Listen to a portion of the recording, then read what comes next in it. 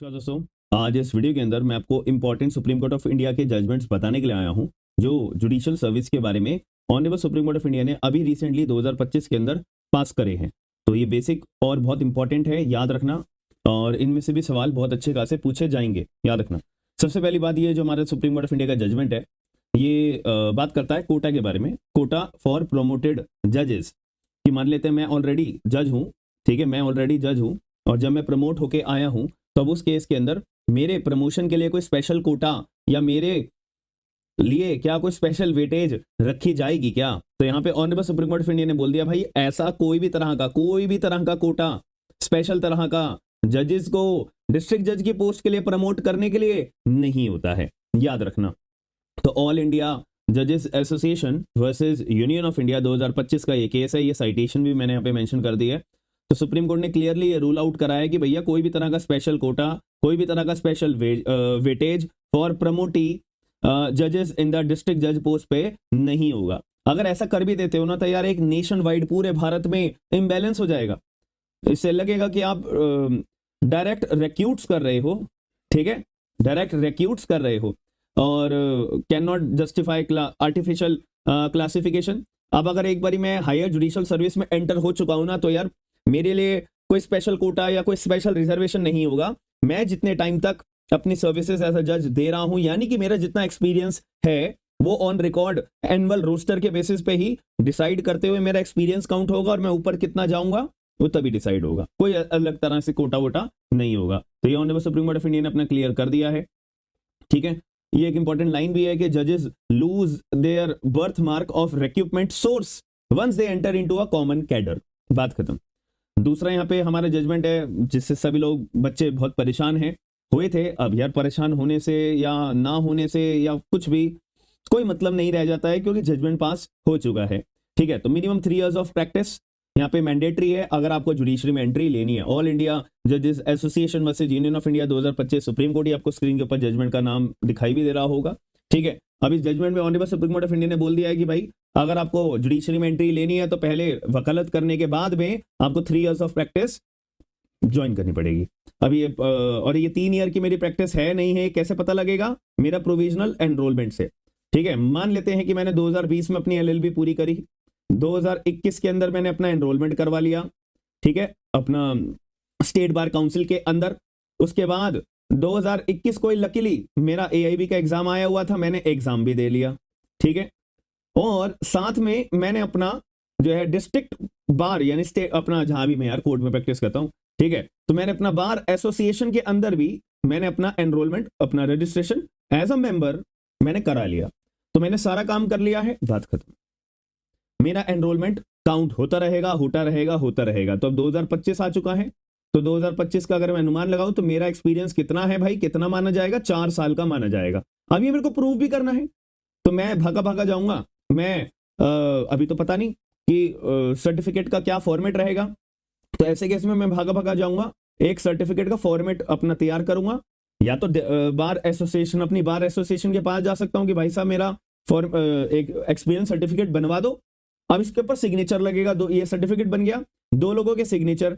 एक ऐसे एडवोकेट साहब जो 10 साल का एक्सपीरियंस गेन करके बैठे हुए हैं as a practising advocate, plus एक जज साहब का सिग्नेचर लगेगा इस सर्टिफिकेट के ऊपर। तो इन दोनों के सिग्नेचर हो जाने के बाद मेरा जो है पर्टिकुलर एक्सपीरियंस काउंट हो गया है 4 साल का और मैं जुडिशरी के लिए एलिजिबल हूं, ये मान लिया जाएगा। दैट्स इट, ठीक है।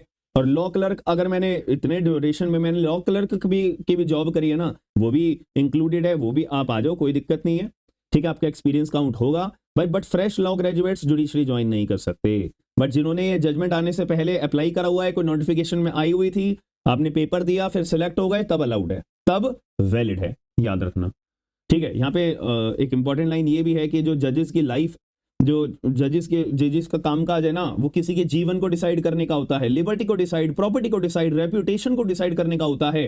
तो केवल बुकिश नॉलेज इनफ नहीं होती है, ऐसा सुप्रीम कोर्ट ऑफ इंडिया का कहना है, ठीक है जी। चलो, इसमें LDCE limited direct competitive examination एक होता है, ठीक है। इंटरनल मतलब मैं अगर सिविल जज सीनियर डिवीजन पे बैठा हुआ हूं तो मेरे को LDCE का एक एग्जाम देना पड़ेगा, तब जाके मैं जो है ऊपर डिस्ट्रिक्ट जुडिशरी के अंदर अपनी एंट्री ले सकता हूं, मैं एडीजे बन सकता हूं, उससे नीचे की पोस्ट बन सकता हूं। डीजे तो नहीं बनूंगा, डीजे तो एक्सपीरियंस के बाद ही बनोगे। तो मतलब कहने का है कि मैं डिस्ट्रिक्ट जुडिशरी की अंदर एंट्री ले सकता हूं अगर मैं सिविल जज सीनियर डिवीजन हूं और एलडीसीई का एग्जाम देता हूं, तो मैं दे सकता हूं। बट ये जो एलडीसीई था ना, इसका प्रमोशन का क्राइटेरिया छोटा सा था, परसेंटेज ही बहुत कम थी। तो honourable supreme court of India में 2025 के केस में इस कोटे को 10% था पहले, अब इसको 25% कर दिया गया है कि जितने भी हमारे सिविल जज सीनियर डिवीजन हैं जो एलडीसीई के कोटा के अंदर आ रहे हैं, तो अब प्रमोशन जो है वो, मतलब कोटा, प्रमोशन नहीं बोलेंगे, कोटा जो है उसको इंक्रीज करके 10% से 25% कर दिया जाएगा। और यहाँ पे minimum qualifying service reduce to 3 साल। अगर मैंने 3 साल की service as a senior division तक दे दी है तो मैं एलडीसीई के लिए एलिजिबल हूं, मतलब पेपर देने के लिए। और वो क्लैरिटी अगर मेरी हो जाती है तो मैं डिस्ट्रिक्ट जुडिशरी में भी एंट्री ले लूंगा, ठीक है। और 10% एक्सेलेशन कोटा फॉर सिविल जज जूनियर डिवीजन के लिए भी रख दिया है, ठीक है। और सभी हाई कोर्ट्स को बोल दिया कि भाई अपने अपने रूल्स आप लोग अमेंड करिए, स्टेट गवर्नमेंट इसको अप्रूवल दे दिए, दैट्स इट। अब डिस्ट्रिक्ट जज डायरेक्ट रिक्रूटमेंट, अच्छा कोई ऐसा जुगाड़ है जिससे कि मैं डिस्ट्रिक्ट जज के तौर पे डायरेक्ट अपना रिक्रूटमेंट ले सकता हूं? तो ये एक honourable supreme court of India का केस है, रेजांश केवी वर्सेस के दीपा 2025 सुप्रीम कोर्ट। यहाँ पे क्या बोला है भाई, देखो एक बात बताओ, डिस्ट्रिक्ट जुडिशरी में जाने का एक सिंपल तरीका क्या है, मैं या तो एडवोकेट हूंगा, ठीक है, तो डिस्ट्रिक्ट जुडिशरी में जाऊंगा, हमारे डिस्ट्रिक्ट मतलब हायर जुडिशरी में जाऊंगा, एचजे में लिख देता हूं। अगर मैं अपना वो होऊंगा सीनियर, मतलब सॉरी सिविल जज होऊंगा, ऊपर जैसे हमने पढ़ा, अगर मैं सिविल जज होऊंगा सीनियर डिवीजन वाला, तो मैं हायर जुडिशरी में जाऊंगा, और कोई जुगाड़ नहीं है, ठीक है। अगर मैं एडवोकेट होऊंगा तो मेरे को कितना चाहिए भाई, 7 साल का एक्सपीरियंस चाहिए वकालत का, और कॉन्टिन्यूस प्रैक्टिस चाहिए, बीच में 1% का भी ब्रेक नहीं होना चाहिए, ठीक है। प्लस मेरी 35 साल की उम्र होनी चाहिए। अब सिविल जज के लिए तो अपना अलग प्रमोशन के रूल्स होते हैं, उसी के बेसिस पे मैं जो है डिस्ट्रिक्ट जुडिशरी में जाऊंगा, जैसे अभी हमने बात करी है 10% 25% अब कोटा कर दिया है एलडीसीई का, ठीक है। चलो ये बात भी समझ आती है। लेकिन अब यहाँ पे सवाल ये आया कि अगर मैं सिविल जज हूं, मान लेते हैं मैंने 3 साल की वकालत करी हुई थी, तब मैं जज लग गया, प्लस 4 साल मेरे को सिविल जज बने हुए हो गए हैं, ठीक है। तो अगर ये 4 + 3 अगर मिलाया जाए तो ये 7 साल हो जाता है, 7 ईयर्स। तो ये जो ए नाम के सिविल जज साहब हैं, इनको लगा कि यार हायर जुडिशरी के फॉर्म निकले हुए हैं, और अगर आप एक एडवोकेट हो, 7 साल का एक्सपीरियंस होल्ड करके रखते हो, 35 साल की उम्र होल्ड करके रखते हो, तो आप हायर जुडिशरी में अपना फॉर्म भर सकते हो।